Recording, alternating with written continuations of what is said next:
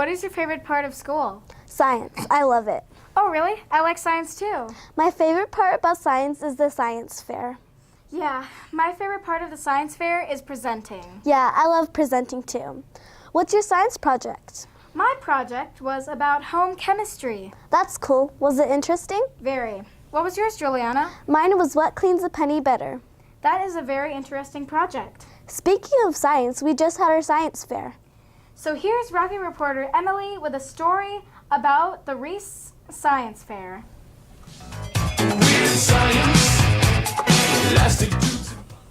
This past February, Ries held its annual Science Night. Science Night highlights the wonderful science fair projects created by students. Science Night also allows students to demonstrate their understanding of the scientific method and how it can apply to our everyday lives. The event displays projects from kindergarten to third grade class projects and the individual projects from fourth and fifth grade students. Parents and families are encouraged to come and enjoy the project showcase. Winners were determined by a panel of Ries teachers and other community leaders.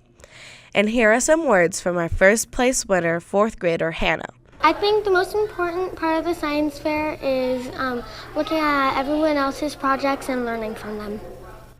From the Rocker Report, this is Callie. This year's Battle of the Books was really tense. If you don't know what Battle of the Books is, it's a game show-based competition where teams get together to try and remember the most about the books. Here's a story about Battle of the Books.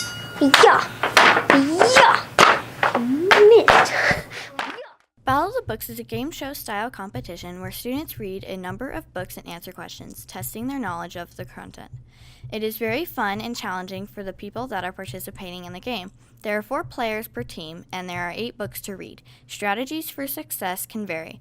Team members can either read all of the books, or they can split the books up between their team members. It is a group effort. Teams battle other teams within the school, and the school winner will move on to battle teams from different schools in the district. This year's school winners, the Reading Rockets, had a huge success. They went on to become this year's Southwest Region champions.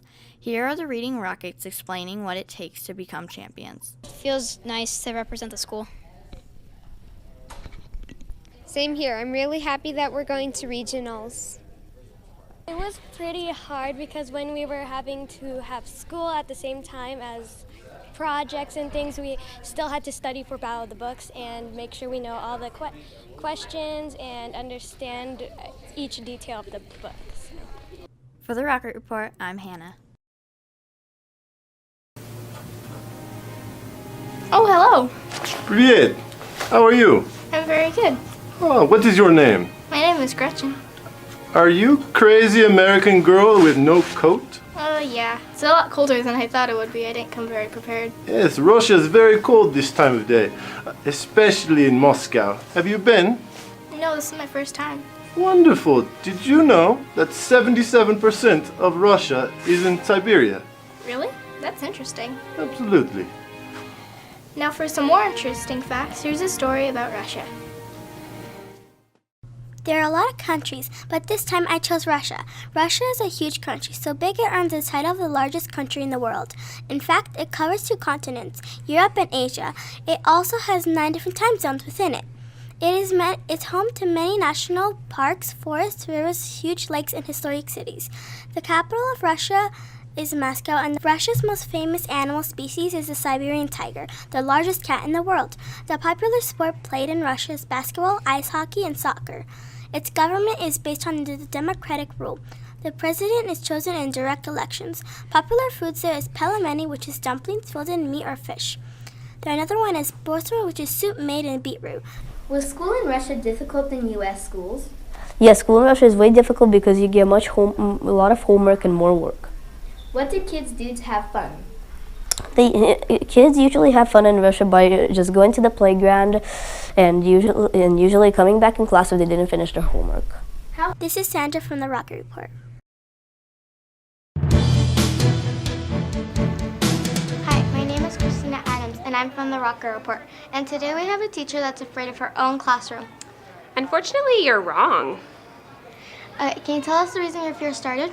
There is no fear. I have no idea what you're talking about. So what do you teach in your classroom? I teach a lot of science. I like to be out and about in nature, like outside. What does the principal think about this? Oh, he loves it. Thinks it's great. Amazing. I guess that's a cool way to teach your classroom. Well, you know, I don't want them to be cooped up in a small classroom all day, you know. Spread out, enjoy the fresh air.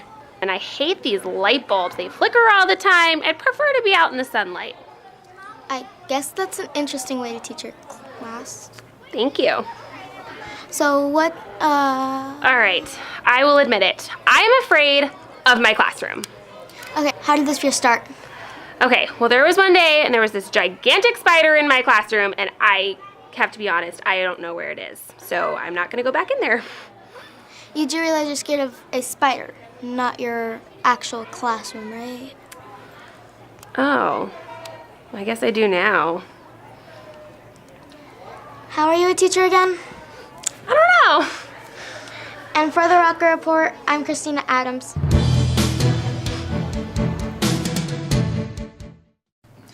Hey, could you pull up the AAA minor league baseball? Yeah, sure. What team? Las Vegas 51s. All right. They lost by 3 points. Man. Hey, didn't fifth grade go there, smoker strikeout or something like that? Yeah. Now here's a story written by Charlene and Ashlyn. On May 3rd, over 8,000 fifth grade students went to Cashman Baseball Field on a field trip. Some people may think that the field trip was a waste of time, but no. It actually wasn't your average baseball game. This game incorporated a special program teaching students about the dangers of smoking. In fact, smoking has become a major problem nowadays. It's extremely addictive and can cause deadly illnesses such as lung cancer. In other words, just don't smoke. It has very bad effects on your body. Anyways, our fifth grade students had a great time. Now here's a word with a few of them on their thoughts about the game. I'm enjoying the game because lots of people are hitting the ball towards the outfield, and I like watching that. Baseball would be a sport that I use to socialize with my friends and other people. From the Rocket Report, I'm Charlene. Welcome to another episode of Teacher Spotlight. On this Teacher Spotlight, we will have Miss B. Miss B is a kindergarten teacher who is retiring this year. Ms. Briot was born in Chicago, Illinois, and has been teaching over 30 years. She started teaching because she loves seeing the kids smile and learn their ABCs, and says that there is no difficult part in that. It's just fun. Now Ms. B will tell us what she would be doing if she weren't a teacher. If I wasn't a teacher, what would I be? I would probably be a teacher helper. For the Rocky Report, I'm Jazaria. Do you remember that zookeeper from season 1, Seth Burwin? He's back at it again. Hi, I'm Cecilia Harbour, and on today's show we have zookeeper Seth Burwin, and he brought a special guest. Hello, Cecilia. How you doing? Hi. Good. Thanks for having me. You're welcome. Thank you. As you can see, I brought my friend here. His name's Robert. He's a raccoon. I love raccoons. Do you know the raccoon's lifespan? Well, yeah, it depends on where they live at. Sometimes they live about 5 years in the wild. But in captivity, it takes 10 years. What's their size? Well, they can get pretty big, Cecilia. About 23 inches, as you can see. This old bugger here, about 23 pounds. That's about how big he can get. What do they eat? Oh, they eat a lot of things, Cecilia. They're what we call omnivores. An omnivore is an animal that eats many things, like clams and bugs, plants, even berries. That's what he likes to eat. Oh. That's what we call an omnivore. Where do they live? Well, you can find them all over the place. You can find them in North America, South America, in the mountains. You can find them in a lot of different places. As long as they can hide in the dark, that's where you can find them.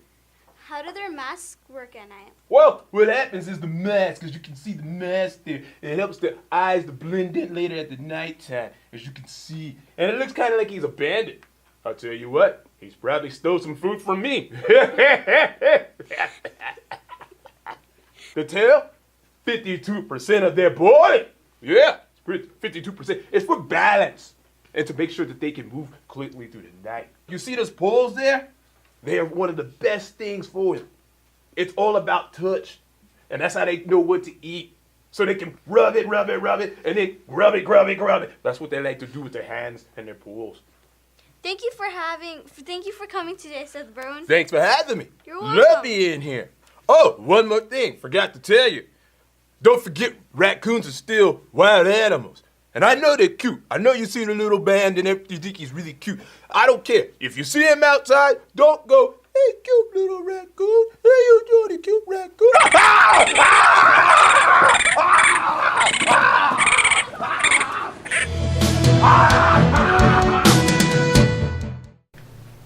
Hi, we're the 5th graders from 2017, and we like to say goodbye.